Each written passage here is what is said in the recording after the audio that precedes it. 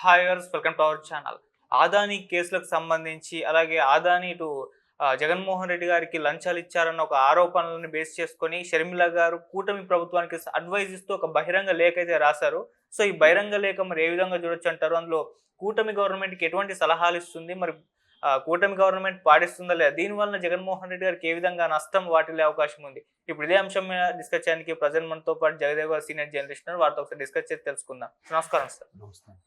Sir, Sharmila గారు ఒక బహిరంగ లేఖ రాశారు. ఈ ఆదాని కేసులు, జగన్మోహన్ రెడ్డి గారికి లంచం ఇచ్చారు అన్న ఆరోపణల గురించి కూటమి ప్రభుత్వానికి మేము అడ్వైజ్ ఇస్తుంది కదా, మరి అసలు ఆ బహిరంగ లేఖలో ఏముంది? సో ఏం అడ్వైస్లు షర్మిల గారు ఇస్తున్నారు? ఇప్పుడు దీన్ని బేస్ చేసుకొని కూటమి గవర్నమెంట్ ఏమన్నా పట్టించుకొని ముందడిగేస్తుందా లేదా? మీరేం చెప్తారు సార్ దీని గురించి? కూటమి గవర్నమెంట్ షర్మిల గారు లేఖ రాస్తేనే పట్టించుకుంటుంది లేదా పట్టించుకోదనే అంశం ఏదైతే లేదు. ఎందుకంటే ఆల్రెడీ అసెంబ్లీ సమావేశాల్లో ముఖ్యమంత్రి చంద్రబాబు గారు ప్రస్తావించారు కూడా ఈ పవర్కు సంబంధించి. కానీ అంతకుముందు రాష్ట్ర ప్రభుత్వం చేసిన విధి విధానాలు, భూమి చట్టం రద్దు చేయడము, తర్వాతే కొన్ని రకాలుగా పిచ్చి పిచ్చిగా ఉండేవాటివి, ఇసుక ర్యాంపులకు సంబంధించి అన్నీ ప్రతీది కూడా ఏదైతే అడ్డగోలుగా జీవో పాస్ చేసి కొన్ని చేశారో వాటన్నిటి కూడా చెక్ పెట్టే విధంగా మంత్రివర్గం తీర్మానించింది. మంత్రివర్గం తీర్మానించే ముందు అసలు అసెంబ్లీ సమావేశాలకు వెళ్ళే ముందు జాయింట్ యాక్షన్, ఇప్పుడు పార్లమెంట్ అనుకోండి, పార్లమెంట్ యాక్షన్ కమిటీ అని ఏదో ఉంటుంది, దీనికి కూడా అసెంబ్లీ ఏదో అంటారు దాన్ని, బీఏసీ ఏదో అంటారు దాన్ని.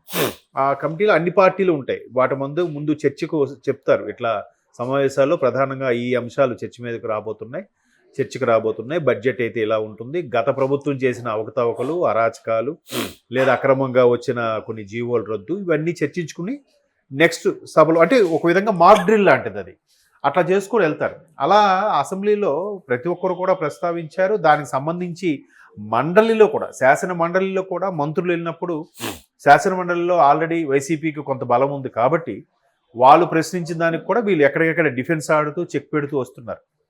అయితే నిన్న ఉన్న శాసనమండలి సమావేశాల్లో కూడా బొత్స గారు అడిగిన ప్రశ్నకి పవన్ కళ్యాణ్ గారు, మీరు అప్పుడు సరైన నిర్ణయం ఆ టైంలో తీసుకుంటే ఇప్పుడు మీరు మా ప్రభుత్వాన్ని ప్రశ్నించే ఇది వచ్చేది కాదు, ఈ ప్రశ్నే ఉత్పన్నమయ్యేది కాదు అన్నట్టుగా కూడా వెంటనే నోరు మూయించే పని చేశారు. అయితే ఇప్పుడు షర్మిల గారు ఇదే కాదు, ఇంతకుముందు కూడా ఏదైతే సోషల్ మీడియాలో వచ్చే వాటికి ఖచ్చితంగా చెక్ పెట్టాలి, కూటమి ప్రభుత్వం సరైన నిర్ణయం తీసుకోవాలని కూడా సూచన చేశారు.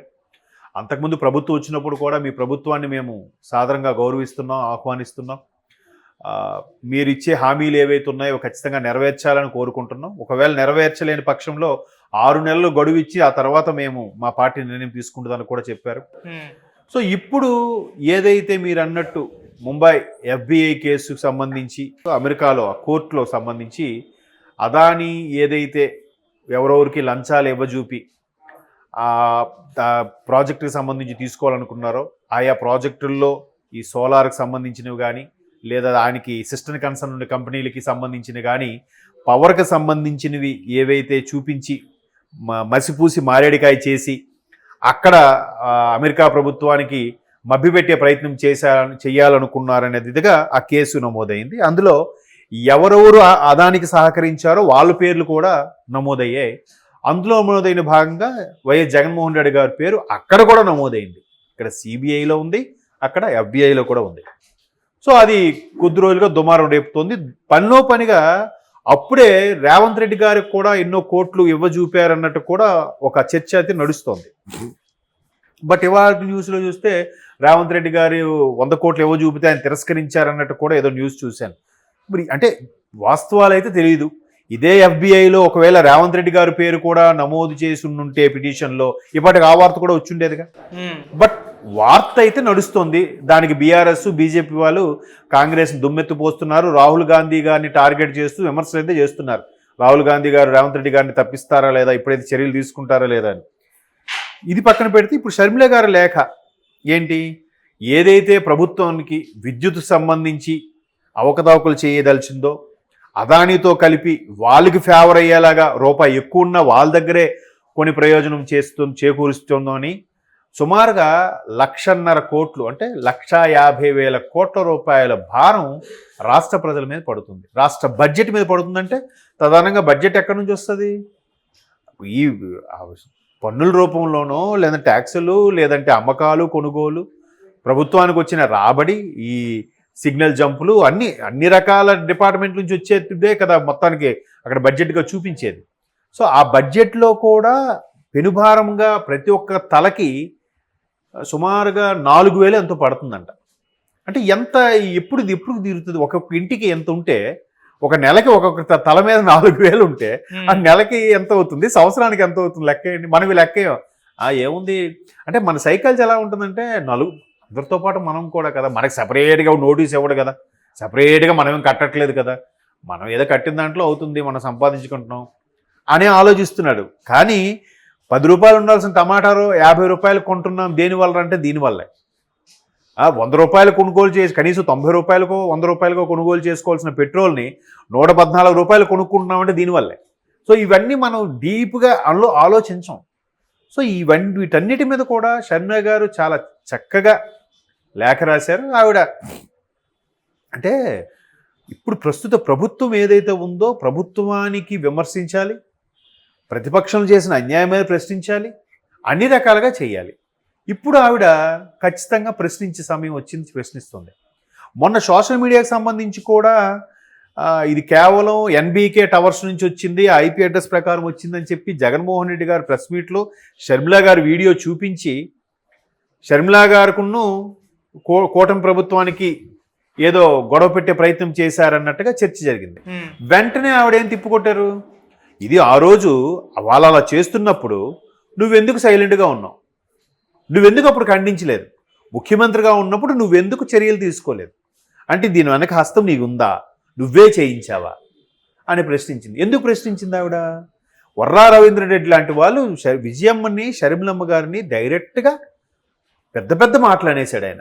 చాలా అంటే అనకూడని మాటలతో ఆయన ట్రోల్ చేశాడు సోషల్ మీడియాలో.